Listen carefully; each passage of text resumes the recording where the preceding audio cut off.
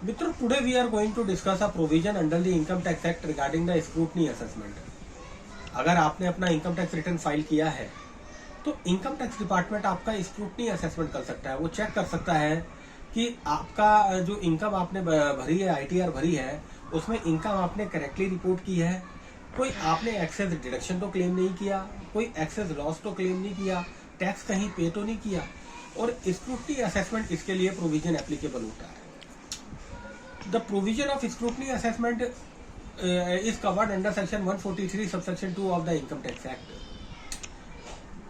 The assessing officer can issue notice for scrutiny assessment within the period of the 6 months from the end of the relevant previous year in which the income tax return is filed. जिस previous year में आपने return अपनी भरी है, उस period financial year के 6 महीने के अंदर अंदर आपको स्क्रूटनी असेसमेंट का नोटिस आ सकता है। एंड स्क्रूटनी असेसमेंट कंप्लीशन का जो टाइम है, it is 12 month from the end of the relevant assessment year. जिस असेसमेंट ईयर का आपका स्क्रूटनी असेसमेंट चल रहा है, उसके 12 महीने के अंदर अंदर एओ को अपना स्क्रूटनी असेसमेंट कंप्लीट करना है। So I think this is useful video for you. अगर आपको कोई इनकम टैक्स में क्वेरी है, जीएसटी में क्वेरी है, तो आप मुझसे संपर्क कर सकते हैं। My contact number is 9999 623 924। Arvind Kumar.